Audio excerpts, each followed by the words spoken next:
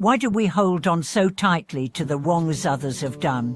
Why is it so difficult to release resentment, even when we know it's poisoning our peace? Welcome back to the channel.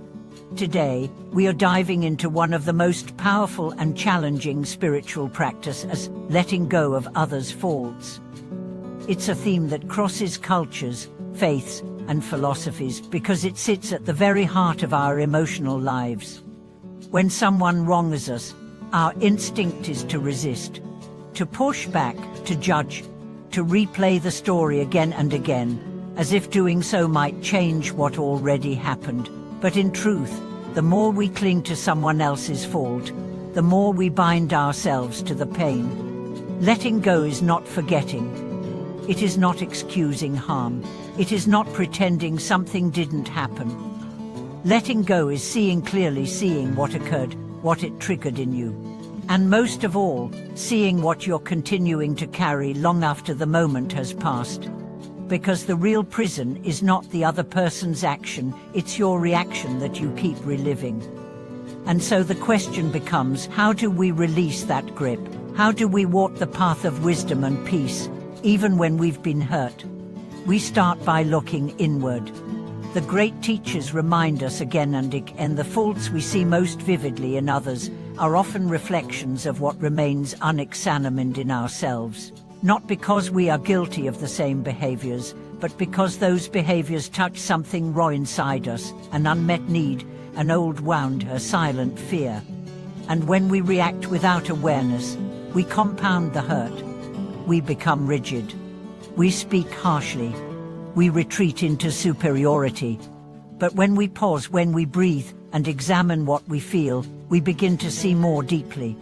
We see the pain behind the judgment, the insecurity behind the blame, the fear behind the anger. And most importantly, we begin to see the part of us that wants to be free, that doesn't want to carry the weight anymore, that doesn't want to build identity around being a victim or a judge, that just wants peace, that peace is not given, it's chosen. It's not earned through righteousness, it's found through surrender. But surrender doesn't mean giving in to harm. It means giving up the belief that you can change the past by hating it. It means recognizing that forgiveness is not about the other, it's about you.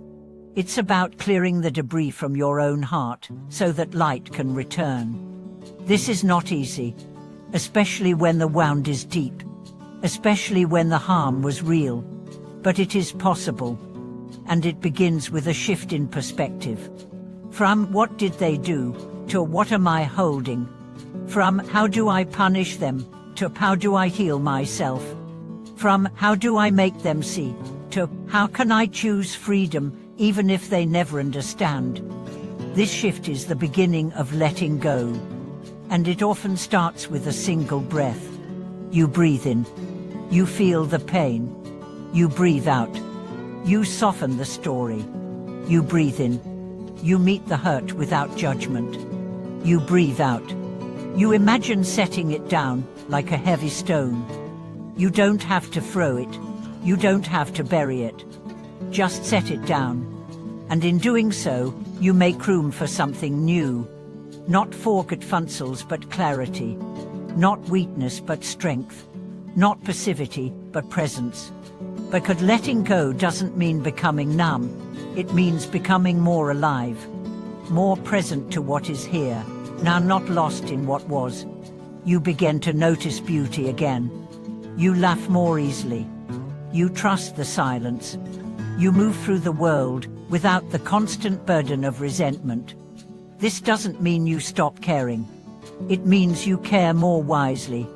You learn to set boundaries, not from anger, but from clarity. You speak your truth, not to attack, but to be authentic. You walk away not to punish, but to protect your peace. And you do all of this not because others deserve it, but because you do. You deserve peace. You deserve freedom. You deserve to be more than the sum of your wounds. And the beautiful irony is this: when you let go of others' faults, you begin to heal your own. You become softer, kinder, more whole. You stop needing to win. You stop rehearsing your pain. You stop defining yourself by how others have wronged you. Instead, you begin to define yourself by how you respond with grace, with awareness, with courage. This doesn't happen overnight. Some wounds take years to heal. Some stories replay longer than we'd like. But each time you choose to release even a little, you shift the balance of power. You reclaim your energy. You return to presence. And in presence, everything changes. You begin to see the people who hurt you not as villains, but as humans. Imperfect, confused, struggling, just like you. This doesn't mean condoning their actions. It means seeing their suffering without absorbing it. It means learning from the pain, not living in it. It means saying, I see what happened. I feel what it did to me. And now I choose to let it go, not because it didn't matter, but because I do. And with every act of letting go, your heart becomes lighter. Your breath deepens. Your thoughts soften. Your spirit expands. This is the quiet revolution of forgiveness. Not a grand gesture, but 1,000 small choices. To release the grudge. To soften the judgment. To feel the hurt and not pass it on. To stop waiting for an apology and start offering peace. And when you do this, you don't just change yourself, you change the world. Because every heart freed from resentment adds more clarity to the collective field. Every soul that lets go becomes a source of healing for others. Your work becomes your offering. Your pain becomes your teacher. Your life becomes your practice. This is the path of letting go. It is not linear. It is not easy. But it is beautiful. It is brave. It is necessary. And it is possible for you right now. Not tomorrow. Not when they change. But today. With this breath. With this choice. With this step. Thank you for being here. If this message has spoken to something within you, something that's ready to release, to heal, to be free, I invite you to take a few quiet minutes today. Sit with your breath. Notice what you're still holding. And ask gently, am I ready to set this down? While the practice of letting go is simple in concept, it is complex in execution.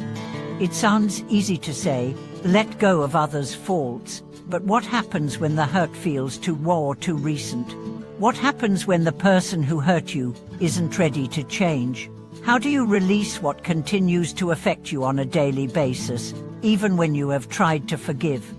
The truth is, the act of letting go is not about pretending the hurt didn't happen. It's not about forcing yourself to feel okay before you're ready. Instead, letting go is about recognizing that your peace cannot depend on someone else's actions. It is about creating space for your heart to heal, independent of their change or apology. This doesn't mean we shut down our emotions or pretend we don't feel pain. No, in fact, it's often by fully embracing the hurt without attachment that we start to release it. We have to feel it, name it, and then, gently, step back from it. And when we step back, what we begin to realize is this: our resentment, our bitterness, our pain, they are not inherently part of us. They are like clouds passing through the sky. And just as clouds eventually fade, so too can the negative energy we hold when we choose to let go, not through force, but through understanding. It's essential to recognize that letting go doesn't happen in one grand, sweeping moment.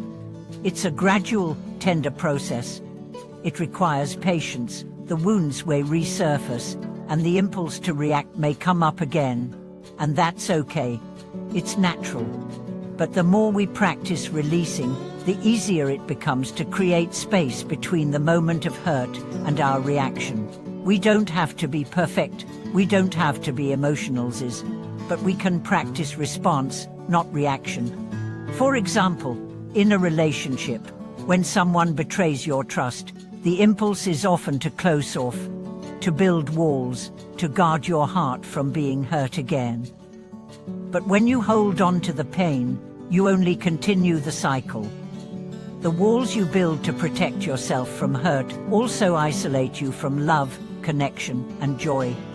This is where the wisdom of letting go truly comes into play. By releasing the grip you have on others' faults, you not only free yourself from suffering, but you open the door for something new to enter: vulnerability, intimacy, compassion, and trust. Letting go is not about excusing the other person's behavior. It's about freeing yourself from the weight of judgment. It's about saying, "I don't need you to change for me to be okay." And in doing so, you reclaim your power. You allow yourself to rise above the situation, to see the person who hurt you as a fellow traveler on the path of suffering, not as someone you need to punish. There's a moment in the practice when you'll feel the liberation begin to take root. It's subtle. It may not feel like a dramatic shift, but you will notice that the grip on your heart loosens. You begin to feel lighter. You notice that, despite the situation, peace is still within reach. This freedom doesn't come through denial. It doesn't mean you ignore the need for boundaries. It simply means that you are no longer controlled by the pain or the past. Another powerful realization that comes from letting go is understanding the impermanence of all things. Relationships, emotions, even physical pain, none of it lasts forever. The suffering caused by others is just as temporary as the joy we experience in their company. And this knowledge can become a tool for liberation. The more we rest in the awareness that everything changes, the more we become immune to the fear of loss. We stop seeking permanence in the world, and instead, we begin to embrace the beauty in the fleeting. Every moment becomes a treasure, not because it will last, but because it is here. Even the most painful experiences are part of this great dance of change. And by letting go, we stop grasping at what was and begin to embrace what is. We stop trying to hold on to what cannot be held, and instead, we learn to hold life as it is: fluid, evolving, mysterious. One of the greatest obstacles to letting go is our attachment to being right. We think, if I let go, I'll be letting them off the hook. But the truth is, the only person you're hurting by holding on is yourself. And while your anger may feel justified, it is not doing anything to change the other person. They are free to continue their life, while you remain bound by the chains of resentment. Letting go is the antidote to this false sense of justice. It is not about giving up on justice, it is about releasing the need for revenge and embracing the greater justice of peace within yourself. It is about remembering that we are all human. We all make mistakes, we all stumble. And the moment we stop seeing others as the problem and see them as fellow travelers, the more we can soften the narrative that keeps us attached to our hurt. In Buddhist teachings, there is a profound truth that says, the one who harms you does not harm you as deeply as your reaction to them does. This insight points to the fact that we are not defined by the wrongs others do to us. Our true identity lies in our response to those wrongs. When we choose peace, even in the face of harm, we break the cycle. We don't perpetuate the negativity. We stop the chain of suffering, and we allow healing to take place. This principle is not just important in interpersonal relationships, but also in the way we navigate the world. When we let go of others' faults, we also let go of the toxic belief that the world is out to harm us. We begin to see the world through the lens of compassion, rather than fear. You might still find yourself tempted to judge or react to situations that trigger you, and that's perfectly natural. But in that moment, remember that the freedom you seek is always available to you. It is not about being perfect, it is about being present. Present with your feelings, present with your choices, present with your ability to release. As you continue on this journey of letting go, you'll notice a new depth of wisdom emerging within you. You'll become more attuned to the needs of others and to your own heart. You'll notice how much energy was spent in holding on to past grievances and how much lighter you feel as you release them. This process of letting go doesn't make you passive, it makes you active in a different way. It allows you to create space for true engagement with the world. You no longer react from the past, but engage in the present, free from the burden of old wounds. In the end, letting go is not just about releasing the past, it's about clearing the way for the future. A future filled with greater connection, compassion, and joy. It's about living in such a way that you are not weighed down by what has happened, but are free to create what is yet to come. Thank you for joining me on this journey of letting go. If this teaching has sparked something within you, I invite you to share your experience in the comments below. What are you ready to let go of? How has this practice shifted the way you engage with others? And if this video brought you peace, clarity, or encouragement, please support this channel by liking, subscribing, and sharing with others who are seeking freedom from resentment and pain. Until next time, may your heart be light, your mind clear, and your path full of peace. Thank you so much for watching this video.